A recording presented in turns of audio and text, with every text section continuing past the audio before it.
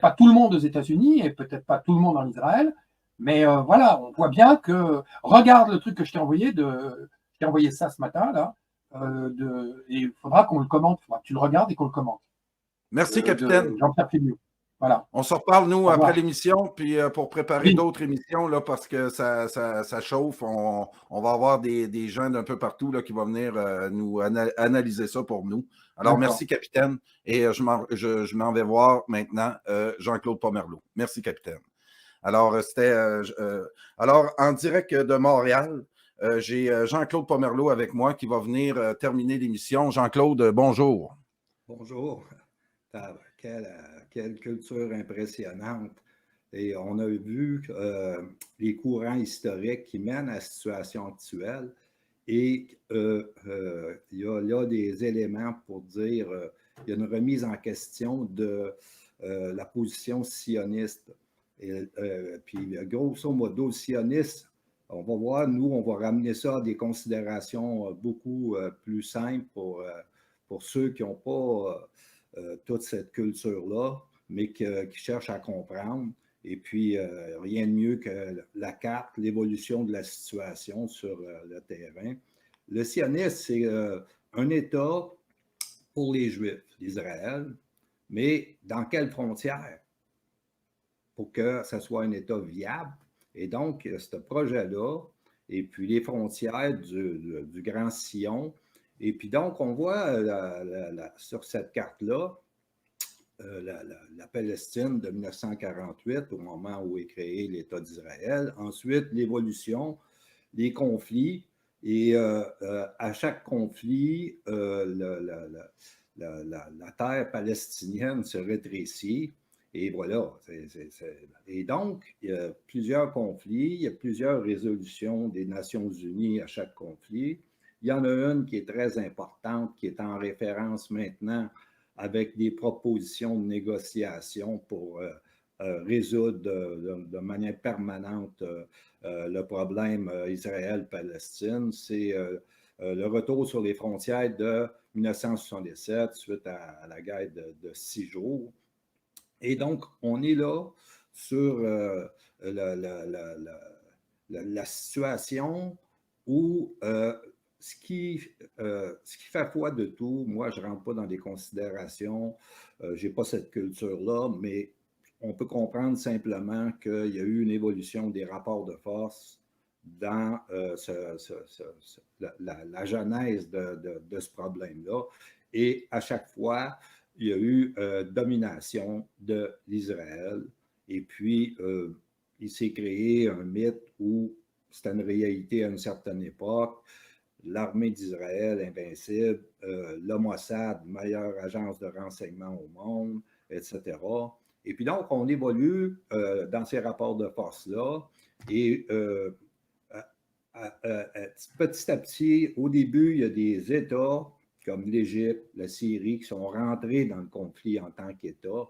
Mais la domination des rapports de force a fait que petit à petit, ils ont été marginalisés. Ceux qui sont demeurés dans l'axe de résistance, ils ont connu des conflits.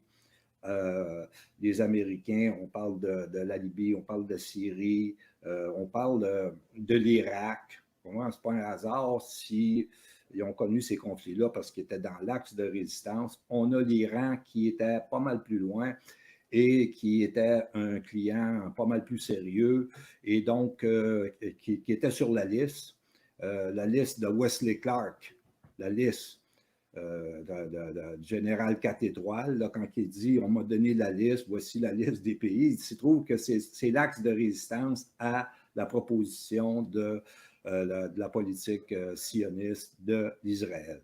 C'est ça.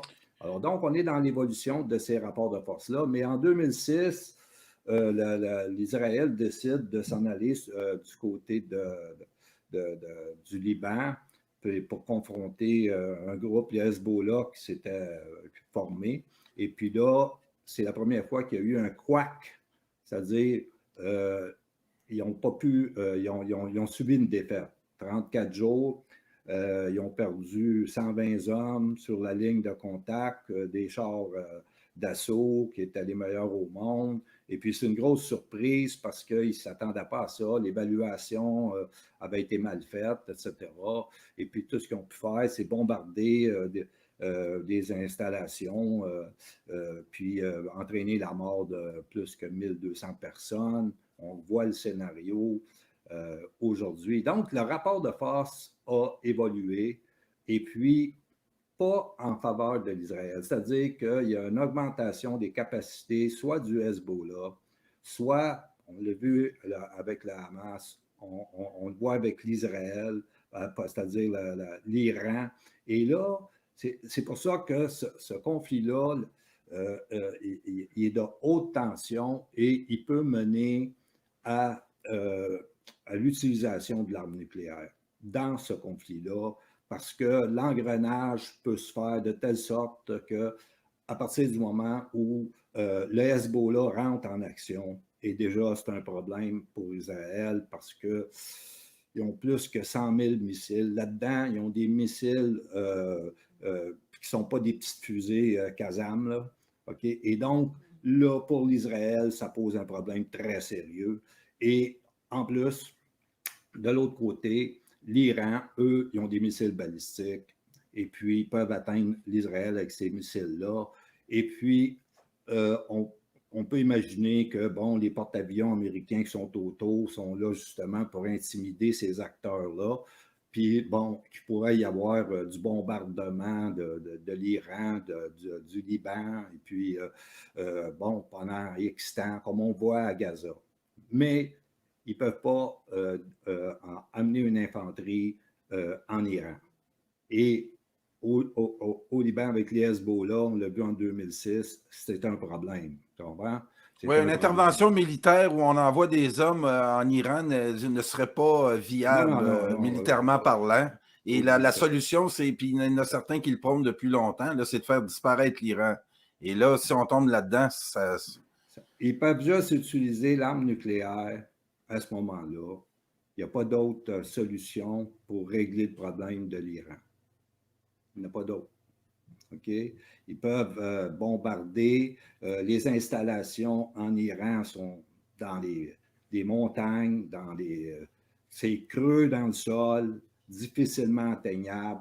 Et puis, les Iraniens, c'est eux autres, on nous dit ça, qui ont fourni les drones aux Russes, les drones chasseurs de chars d'assaut. OK? Bon, on peut imaginer que le Hezbollah, qui est en lien militaire très proche, politique avec l'Iran, on peut imaginer qu'ils ont ce genre de surprise-là, où au moment où le conflit va éclater, s'étendre, monter en intensité, là, on verra apparaître des surprises comme ça. Et puis voilà, tu sais, et là, tu t'en vas où, tu sais? Parce qu'à partir du moment où ils rentrent en Israël, là, le Hezbollah rentrera en Israël.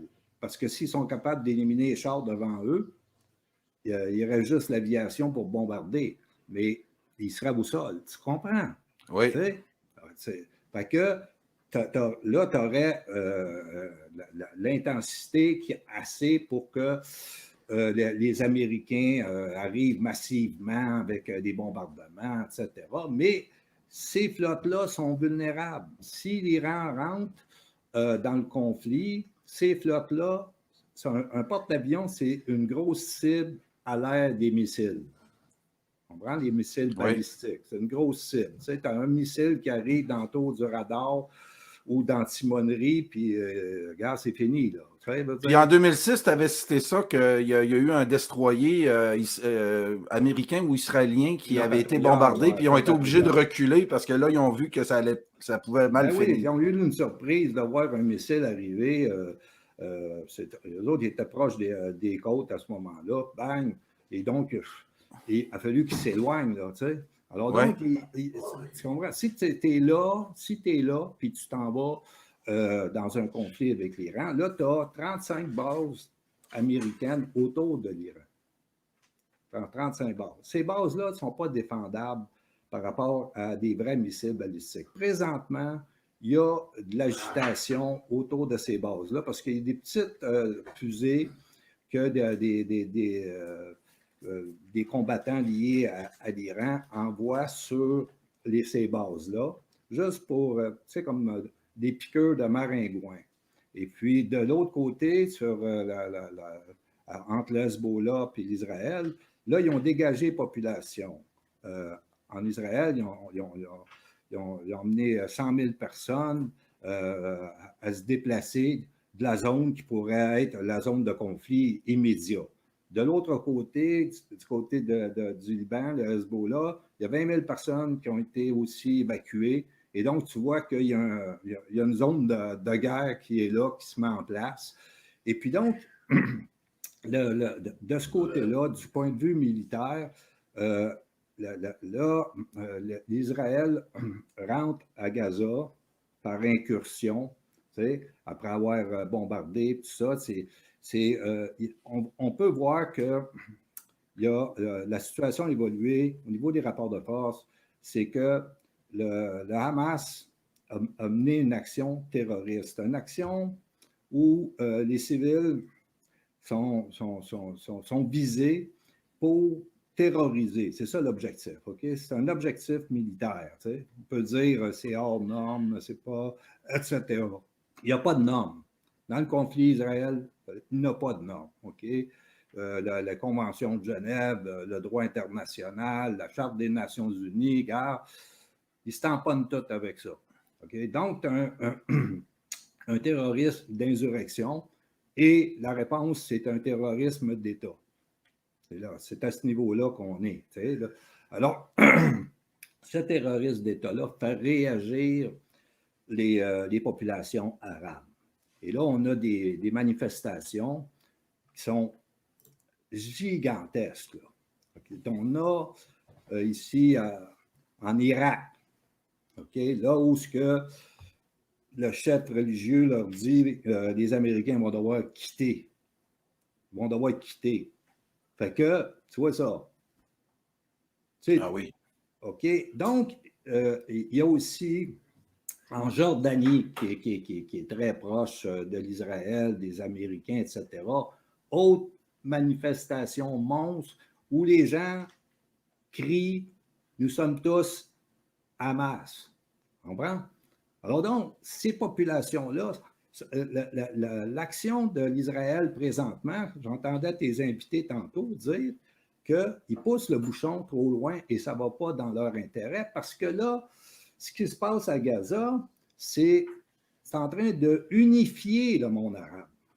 Je ne parle pas des dirigeants, je te parle des peuples. Tu comprends? Unifiés sur une cause qui avait oublié parce que les rapports de force avaient évolué de telle manière que les pays arabes s'étaient détournés puisqu'il n'y avait pas rien à faire, que bon, les Palestiniens vont disparaître petit à petit, puis il n'y a rien à faire. Il n'y a rien à faire. Mais avec l'action de Hamas, et là, ils voient que l'armée d'Israël, finalement, c'est passé quoi, là? Il y a 247 soldats israéliens qui sont morts dans l'opération.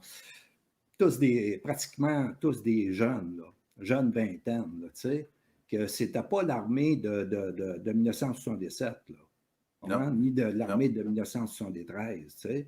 Ça fait que là, puis là, ils voient que l'Israël est vulnérable au niveau de sa défense et en même temps, l'Israël vient pratiquer ce terrorisme d'État-là sur la bande de Gaza. OK?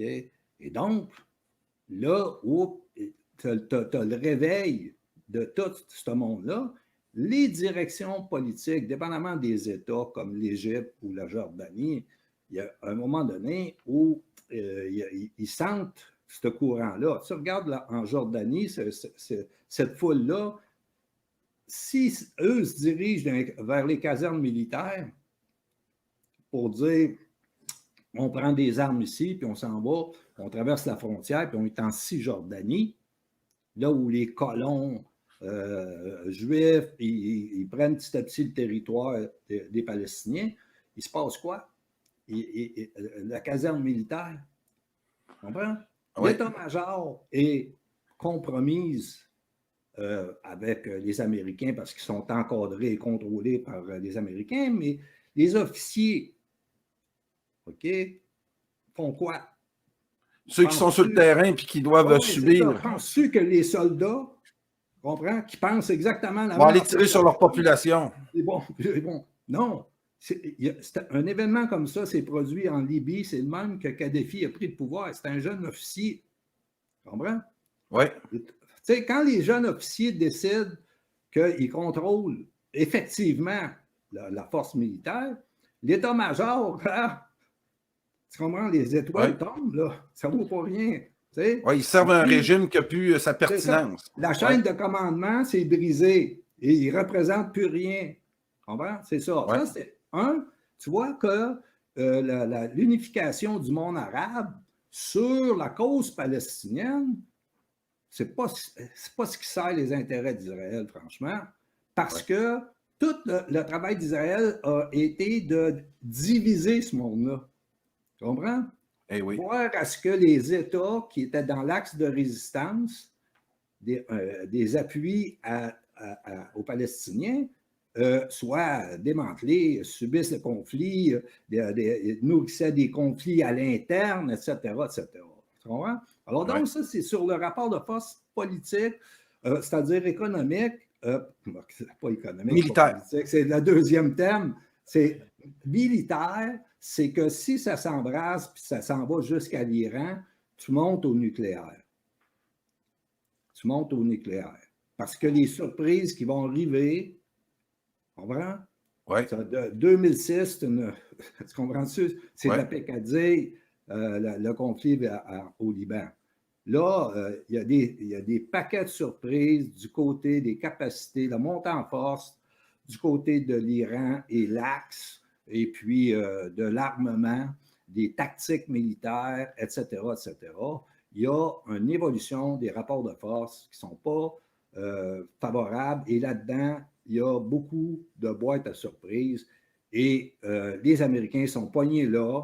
Et puis, jusqu'où ça peut aller. Et puis, il y a l'Israël qui fantasme sur l'idée d'aller démolir l'Iran parce que l'Iran, selon eux, la perception des Israéliens, c'est que l'Iran travaille sur l'enrichissement de l'uranium pour l'amener à l'étape où ils peuvent produire l'arme nucléaire. Et là, pour eux autres, l'arme nucléaire, l'Israël a des armes nucléaires, mais si l'Iran, pour eux, là, les Israéliens, si l'Iran a aussi des armes nucléaires, le projet du Grand Sillon du plomb dans l'aile. Plus que problématique. Okay? Ah oui. Alors donc, là, l'idée, ce serait de frapper les premiers, leur faire prendre du retard ou réussir à un changement de régime parce que là, le chaos serait amené en Iran, etc., etc.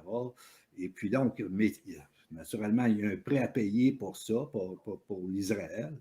Et puis, on est là. OK? Et là, il y a deux... Là, si on passe... le volet militaire, c'est que les rapports de force ont évolué. Il y a des surprises du côté de la résistance qui pourraient sortir, comme on l'a vu avec le Hamas. Qui aurait pu penser que le Hamas va rentrer en Israël, c'est-à-dire dans le territoire occupé, et puis que là, ils vont tuer 247 soldats, puis ils vont tuer des civils, puis etc. Puis comme il n'y a pas de résistance. C'est inimaginable. Tu comprends? Oui. Genre de surprise-là, mais il y en a d'autres dans l'évolution des rapports de force du côté de l'axe de résistance. Et très difficile à évaluer parce que on a vu le Mossad face à la surprise du Hamas. Bon, on n'a pas vu venir. Bon, et puis les Américains qui sont très près du service de renseignement israélien, ils n'ont pas vu venir non plus. Tu sais. Ils ont eu un appel de l'Égypte pour leur dire il y a quelque chose qui se passe, il y a quelque chose. Mais là, à imaginer que le déploiement de l'opération ait cette envergure-là, wow, il n'y a pas grand monde. Je ne vois pas. Tu sais, il y en a qui évoquent ça, là, que l'Israël aurait laissé faire ça pour poursuivre son projet de nettoyage ethnique des Palestiniens, mais Non. Ce sacrifice-là, il n'y avait pas loin de ça pour le poursuivre. Tout simplement, l'évolution en Israël, là, dernièrement, politiquement, il y a les extrémistes religieux qui sont arrivés et eux, le processus lent de nettoyage ethnique des Palestiniens, eux autres veulent l'accélérer. Tu comprends?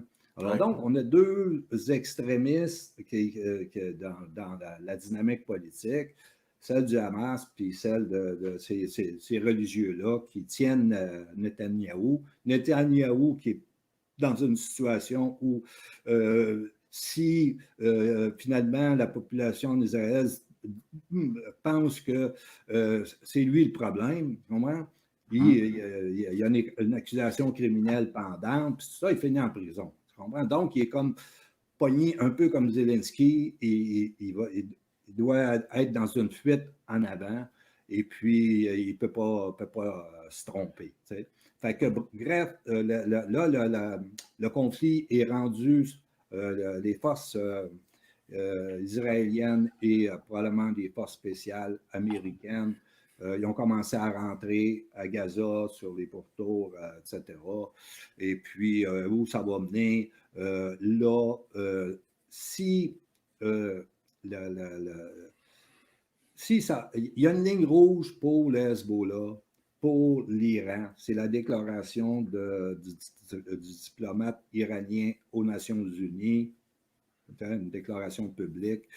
Il y a un endroit où, quand ils vont avoir établi que, bon, les Palestiniens à Gaza, ils ont assez souffert, okay, c'est un génocide, et donc ils interviennent.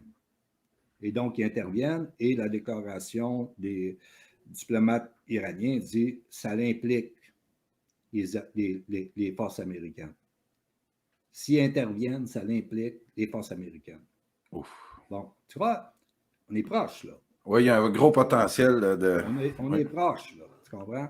Donc, là, c'est ça. Donc, mais on l'a vu politiquement, le mouvement, il y a une lame de fond dans les populations arabes qui monte et qu'il va y avoir une pression énorme sur les directions politiques de ces pays-là, surtout ceux qui sont assez proches d'une réconciliation avec Israël, le fameux plan d'Abraham que Trump y avait amorcé, où les pays comme l'Arabie, etc., finalement signent une paix, une reconnaissance d'Israël, donc une reconnaissance du processus de la création de l'État d'Israël dans sa projection territoriale. Donc, c'est un abandon de la cause palestinienne. On parle de l'Arabie, on parle de la Jordanie, on parle de l'Égypte. Et là, ils ne peuvent plus faire ça.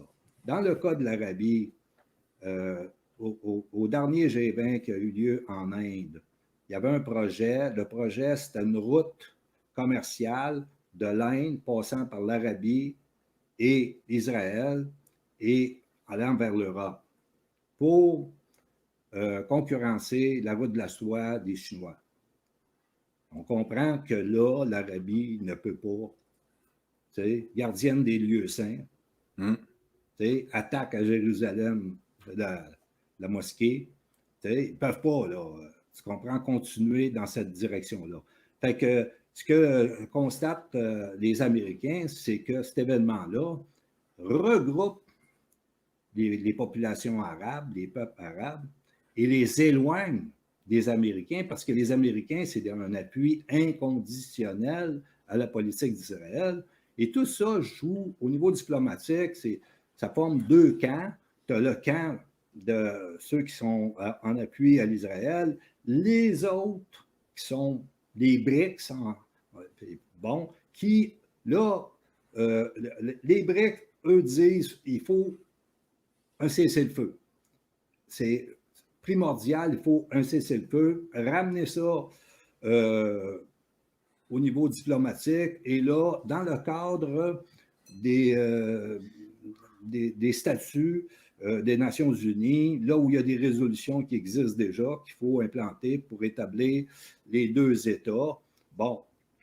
Et puis, il y a eu un vote à l'Assemblée générale sur la demande de cessez-le-feu, parce que le Conseil de sécurité, il y a 5 pays qui ont le droit de veto, et donc il y avait toujours le droit de veto des Américains, et puis le droit de veto des Russes ou des Chinois, dépendamment de quelle proposition venait sur la table. Tu sais. Mais là, comme ça bloque là, ils emmènent ça à l'Assemblée générale des Nations unies. L'Assemblée générale peut adopter, mais elle ne peut pas renforcer la décision. Okay? Donc, oui. Mais c'est important.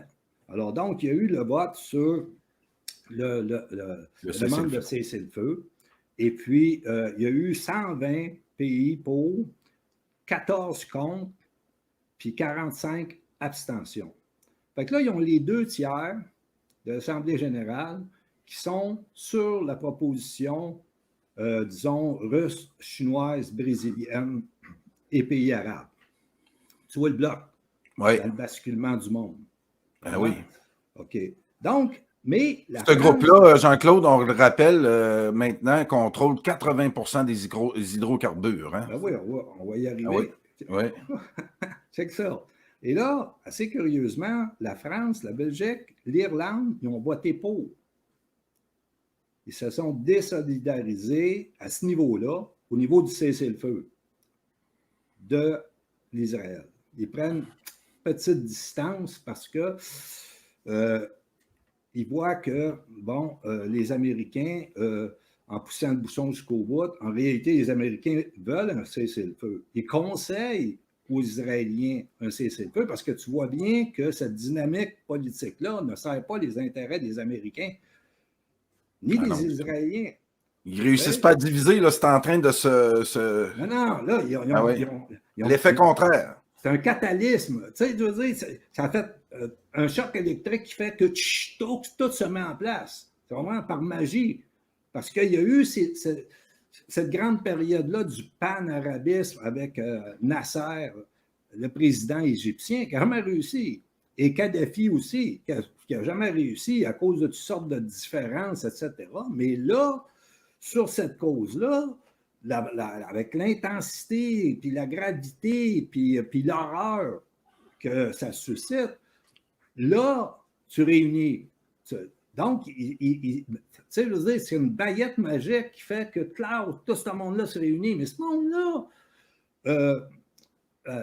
avec l'évolution des techniques, des technologies militaires, comprends? Ces pays-là qui se mettent à acheter de l'armement de l'Iran, des missiles, des drones, chasseurs de chars, etc., tu changes complètement le rapport de force. Le rapport de force, oui. Ah oui, oui. C'est ça qui sera en évolution. Tu sais? Oh. Puis avec une adhésion des populations là-dessus. C'est sûr. OK? Donc, tu vois que sur le basculement du monde qui a été amorcé avec la guerre en Ukraine, les sanctions économiques, donc la guerre économique, et là, on voit que tu venais d'évoquer tantôt que le pôle d'énergie, parce que là, en Libye, eux, ils veulent qu'il y ait un boycott du pétrole de tous les pays qui appuient l'Israël. Ça nous rappelle la fin des années 70, au sujet de la question palestinienne, il y avait eu, ils ont levé le prix du pétrole très rapidement, et puis ça a mené à l'inflation et la grande crise des années 80 où les gens, le taux d'intérêt était à 19%. Le monde a de la misère à 5%. Là. Ouais. À 19%, tout s'écroule. Tu comprends? Or, ce levier-là, c'est ceux qui contrôlent l'énergie qui l'ont entre les mains. Ah oui. Qui contrôlent l'énergie. Et puis...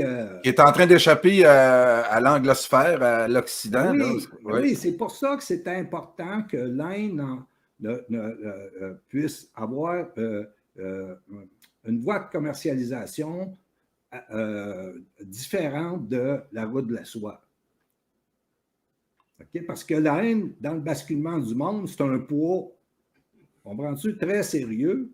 Et selon ce qui va d'un côté ou de l'autre, c'est déterminant. Là. Tu sais, je veux dire. Ouais. Alors donc, là, on est là-dedans.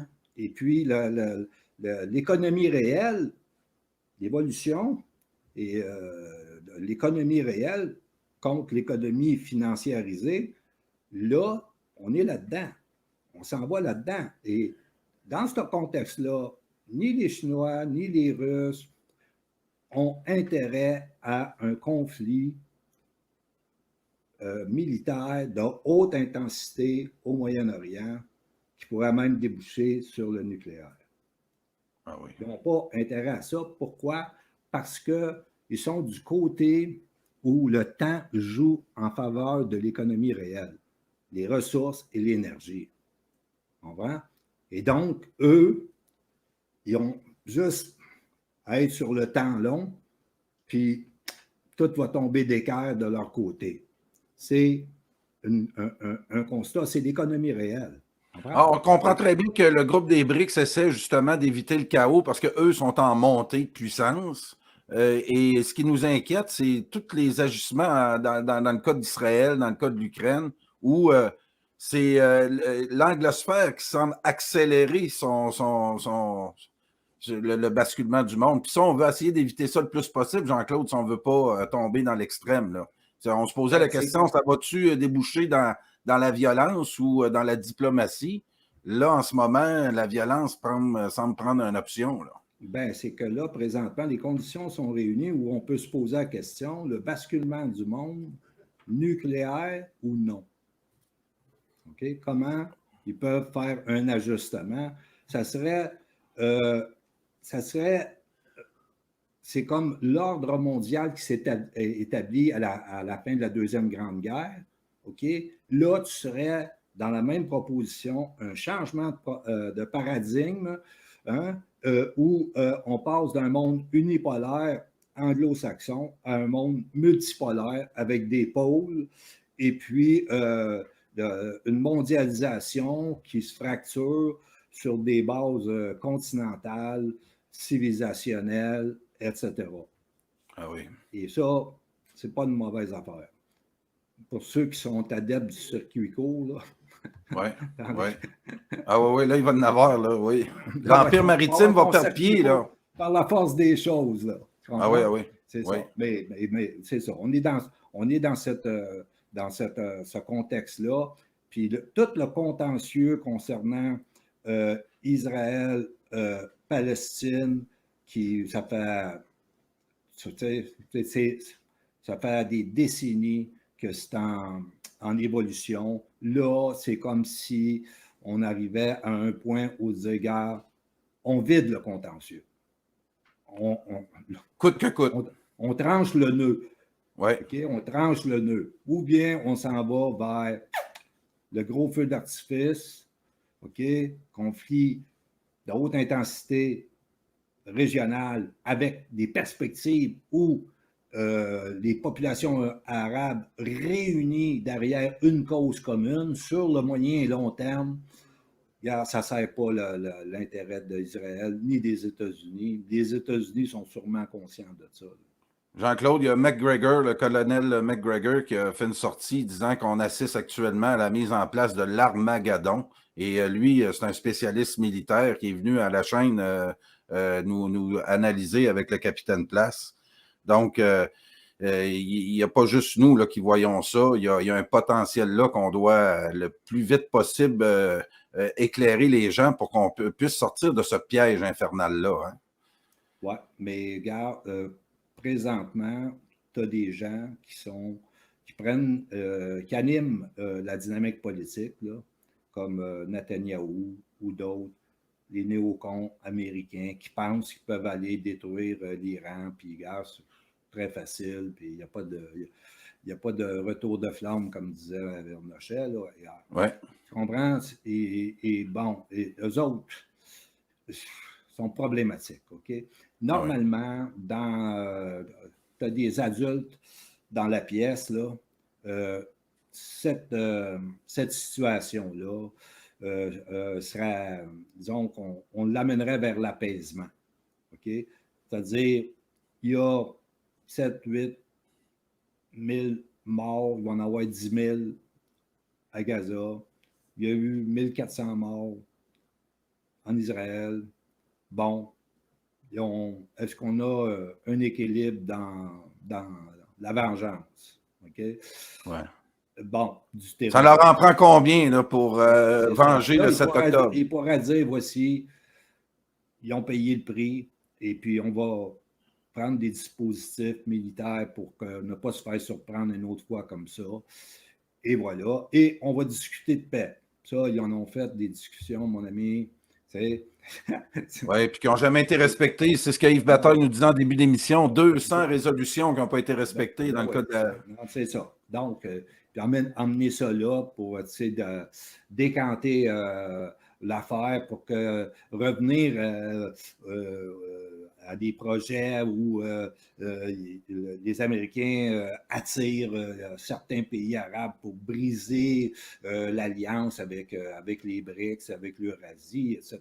Là, je veux dire, les vrais enjeux qui vont déterminer le futur, là, tu comprends? Mais ça, j'ai l'impression qu'on a déjà joué dans ce scénario-là dans les pays arabes, puis que quel que soit le plan de paix qu'on va proposer à l'Occident, on y croira, par l'Occident, on y croira pas. J'ai l'impression que ça va venir de l'autre bord. Hein? Ben oui, là, le message, là, je veux dire, par rapport à Gaza, là, la population, là, parce que là, ils sont privés d'eau, de médicaments. Là, ils ont coupé complètement les communications des services d'urgence pour faire l'opération militaire, etc. Regarde, quand tu comprends, ça rentre dans la conscience profonde des peuples arabes. Et ça ne va pas sortir de là. Et ça va devenir un déterminant de la politique pour le futur. Et c'est pour ça que pousser le bouchon plus loin pour l'Israël, pour éliminer le Hamas, bien, le Hamas, c'est aussi 2 millions de personnes. Là, tu sais. Alors, on est là. On est là. Et s'ils poussent plus loin, l'Israël, pour aller jusqu'au bout, avoir accès aux souterrains, envoyer des gaz, des armes chimiques dans les souterrains pour éliminer, etc., etc. Regarde, là, tu vas avoir le Hezbollah, tu vas avoir l'Iran rentrer dans le jeu, etc. Puis là, bon, ben, voilà, la fête commence, quoi. Ah oui. Puis, deux mots sur la... Oui, puis 2 mots, Jean-Claude, pour terminer, sur la situation en Ukraine. Est-ce que depuis le début là, du conflit en Israël, qu'est-ce qui se passe en Ukraine? Qu'est-ce qu'on doit s'attendre en Ukraine? Je sais que je te prends par surprise, là, on ne l'avait pas préparé, cette question-là, mais... On est... tu sais, quand on disait au début, nous, la voie de passage pour mettre fin à la tragédie, en Ukraine, même en Israël, c'est faire apparaître la réalité de la situation, que les gens puissent se dire oui, c'est ça, et puis à partir de là, qu'est-ce qu'on fait à partir d'une appréciation de la réalité. On est dans la propagande, etc. En Ukraine, on est sur le point de vue militaire. La doctrine, on peut dire, de l'Ukraine, c'est foncer pour aller chercher du territoire. Le blitz. Et ça n'a pas marché. Et la stratégie, on en parlait, ça fait longtemps, là, que la stratégie russe, c'est une opération de profondeur. On a une ligne de fortification et là, on dégrade les forces ukrainiennes. Et puis, les gens sont envoyés comme ça à la mort pour une proposition politique qui ne tient pas la route, en réalité, qui, au départ, depuis 2014, c'est une proposition de nettoyage ethnique d'une zone, le Donbass, des populations russophones. C'est ça la proposition. C'est pour ça qu'il y a 500 000 morts là. Ah oui. Derrière ça, naturellement, tu as l'OTAN qui veut utiliser l'Ukraine comme base de puissance hostile contre la Russie, à la frontière de la Russie. Bon, c'est une proposition. L'Ukraine peut juste avoir la politique de sa géographie. Tu comprends? C'est par là que ça passe. Mais c'est un piège infernal Et puis, ceux qui tiennent le pouvoir politique et militaire, eux, sont dans une idéologie racialiste, et ça ressemble un peu, il y a une similitude avec l'Israël qui veut gruger le territoire, faire le nettoyage ethnique, etc. Ben oui, on retourne à des concepts de sous-hommes qui méritent de disparaître Oh, parce c'est ça. qu'ils... C'est Ah oui. racialiste. C'est racialiste. Ceux-là même qui nous reprochaient d'avoir ces pensées-là, hein, et on dirait qu'ils se contredisent en ce moment et c'est en train de se revirer contre eux. Oui, c'est ça. Puis on peut voir aussi que le sort de Zelensky puis Netanyahou, ça se ressemble un peu. Là, parce que quand ils vont revenir à la réalité en Ukraine, s'apercevoir qu'ils ont sacrifié ces générations-là, pourquoi exactement? Qui les a emmenés là? Il faut rappeler que Zelensky a été élu en 2019 à 73% avec un programme de paix. Et puis il a fait tout à fait le contraire. On voit tout le ski qui est derrière Zelensky depuis. Il n'est pas maître du jeu, là. Il n'est pas maître du jeu. Ah non. Donc, c'est ça. Et là, tu as aussi le fait que là, il y a, l'Ukraine disparaît un peu de l'écran radar. Et là, naturellement, c'est Gaza, c'est évident, parce que là, contrairement à l'Ukraine, Gaza peut mener à un conflit nucléaire, alors que l'Ukraine s'était quand même contenue, parce qu'à chaque fois que Zelensky essayait d'invoquer l'article 5, puis tous les pays européens doivent rentrer en guerre, etc., il se faisait calmer, il se faisait dire « Non, regarde, reste tranquille, là, ça se joue sur ton territoire ». Puis bon, ça ne dépasse pas ça. Mais dans le cas d'Israël, le lien qu'il y a entre les États-Unis et l'Israël fait en sorte qu'il y a un article 5 permanent qui les lie. Voilà. Tu comprends? L'attaque contre l'Israël, c'est une attaque contre les États-Unis. Eh oui. Et c'est là qu'on est, là. Tu comprends? Ah oui. C'est ça. Donc, à suivre, Jean-Claude, merci pour cette explication. Puis on va se voir régulièrement là, dans les prochaines semaines parce qu'il y a beaucoup de choses à analyser pour qu'on puisse mieux comprendre qu'est-ce qui est en train de se passer sous nos yeux. Merci beaucoup, Jean-Claude. OK, ça fait plaisir. Salut tout le monde. Merci. Alors, c'était Jean-Claude Pomerleau en direct de Montréal là, qui est venu analyser.